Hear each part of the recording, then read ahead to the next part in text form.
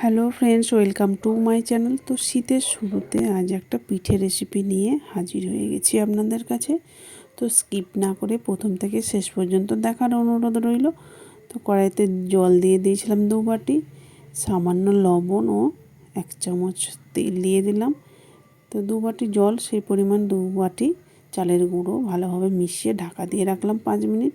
তো হালকা ঠান্ডা হয়ে আসলে হাতের সাহায্যে ভালোভাবে দুলে দুলে দেখুন মাখিয়ে নেবো, একটা ডো বানিয়ে নেব। তো আমার পারফেক্ট ডো বানানো হয়ে গেছে। এরপর এটাকে আমি দুটো ভাগে ভাগ করে নেব। তো একটাতে দেখতে পাচ্ছেন আমি অরেঞ্জ ফুল কালার ব্যবহার করছি। তো চাইলে আপনারা যে কোনো কালার ব্যবহার করতে পারেন। তো আমার 2 রকম হয়ে গেছে, দেখতেই পাচ্ছেন। এরপর এটা থেকে কিছুটা নিয়ে মাঝে পুর ভরার মতো জায়গা করে নিলাম, তাতে পুর দিয়ে দিলাম। এরপরে দেখতে পাচ্ছেন এরকম গোল গোল করে একটা শেপে বানিয়ে নিলাম। দুদিকটা সরু, মাঝখানটা একটু মোটা আছে। তো গোল গোল করেও আমি কিছু বানিয়েছি আর লম্বাও কিছু বানিয়েছি। তো অরেঞ্জ কালারটাও সেই একইভাবে এরকম 2 রকম বানিয়েছি।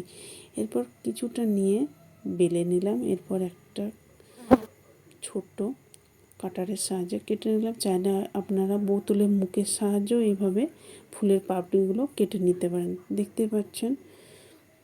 এরপর কিছুটা উপরেতে জল লাগিয়ে দিলাম, দিয়ে এই পাপড়িগুলো লাগিয়ে দিচ্ছি দেখুন, যাতে ভাজার সময় খুলে না যায়। জল দিয়ে সবগুলো লাগিয়ে নিলাম।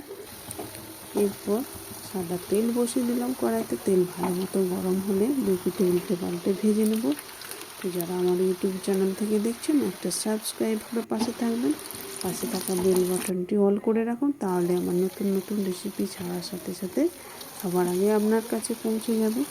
তো সাদাগুলো ভাজা হয়ে গেলে এবারে অরেঞ্জ কালারগুলো দিয়ে দিলাম। তো বাড়িতে আপনারা একবার হলেও বানিয়ে দেখুন, কেমন হলো কমেন্ট করে জানাতে ভুলবেন না। ভালো লাগলে লাইক কমেন্ট শেয়ার করে নিতে পারেন।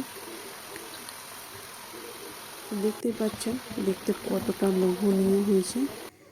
ভিডিওটা শেষ পর্যন্ত দেখার জন্য অসংখ্য ধন্যবাদ।